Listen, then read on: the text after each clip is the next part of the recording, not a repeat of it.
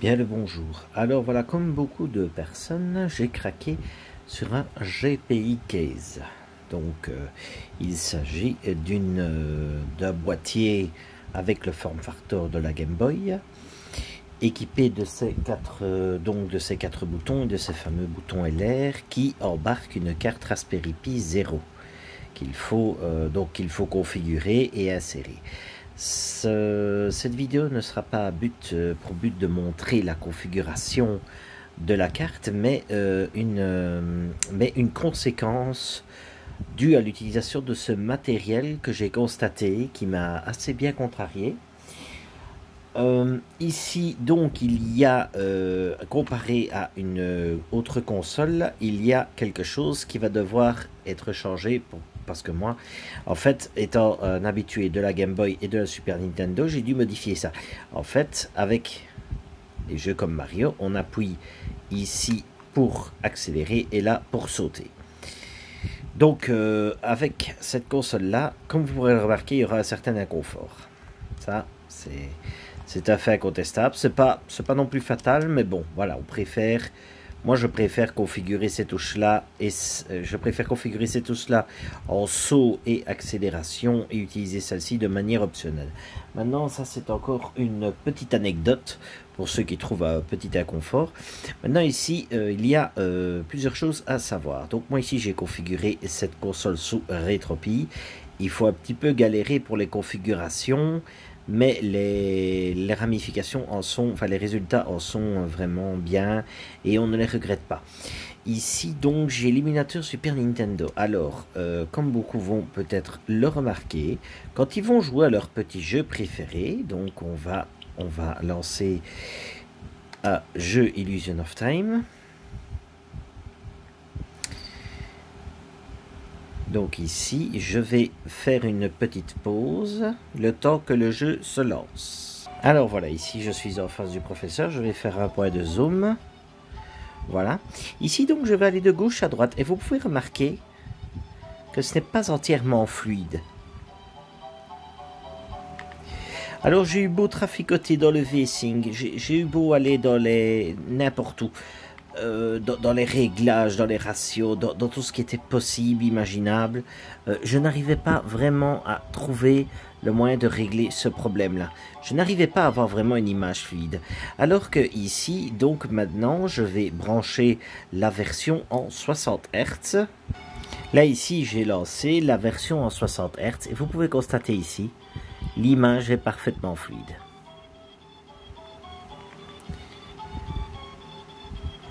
Voilà.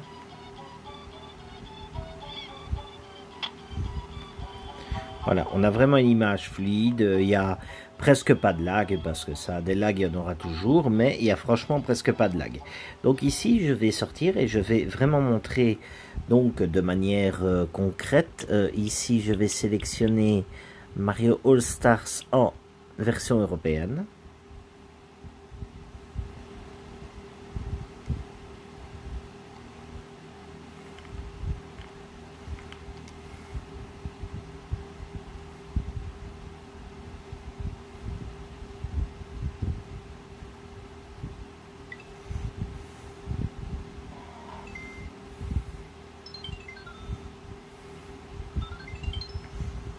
Ici, vous constatez, le menu, il danse un peu, il ne défile pas vraiment bien. Donc là, ici, je vais ouvrir pour le test le jeu de Mario World.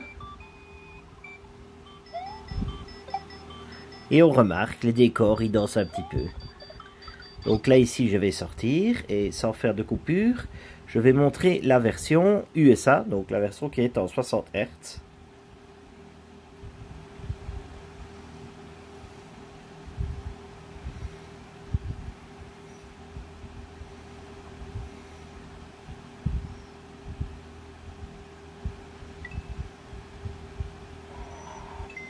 Je l'ouvre.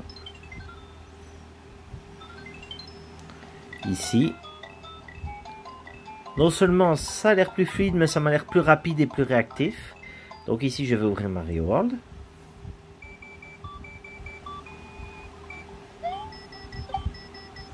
Et là, on remarque que Mario World a vraiment un défilé absolument magnifique.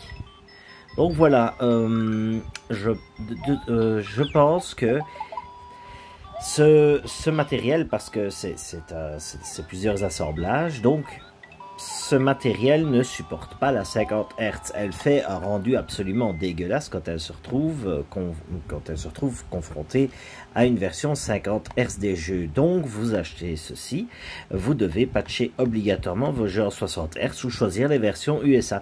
Maintenant il y a aussi une autre petite chose qui m'est arrivée et que je trouve même dangereuse. Je la trouve même dangereuse, c'est ceci. Donc, comme on le sait, cet appareil est équipé d'un script automatique que quand on glisse l'interrupteur, on éteint la console. Ici, donc, quand j'arrête ma console aussi via son... Enfin, ici, il n'y en a pas. Ici, je dois éteindre la console niveau software et puis après glisser sur l'interrupteur. Et vous allez constater, parce que moi j'ai toujours été habitué à ça, on éteint la console. Et voilà, elle est parfaitement hors tension. Il n'y a plus rien, il n'y a plus d'écran allumé, ni rien du tout. J'ai toujours été habitué à un système comme ça. Ici, j'ai été habitué à un système. J'ai cru que tout se coupait et j'ai eu affaire à une blague qui est de très mauvais goût parce que j'en ai gardé des lignes vertes pendant presque 1 heure sur l'écran. Donc là, vous allez voir que l'écran commence à devenir vraiment bizarre. Je vais effectuer un zoom. Vous croyez que l'écran est hanté et dégueulasse en train de fondre à l'intérieur. À ne jamais éteindre de cette manière-là. Ou alors, vous vous assurez d'éteindre la console après. Parce que sinon, ben, vous allez avoir des lignes rémanentes. Si ça se trouve, je vais même les garder, ces lignes-là. Je vais voir un petit peu. J'avais laissé pendant 5-10 minutes et j'avais gardé cette rémanence. Non, ça, je n'ai pas gardé cette rémanence. Ou alors, l'écran de... Si, vous voyez, il y a une petite rémanence qui reste.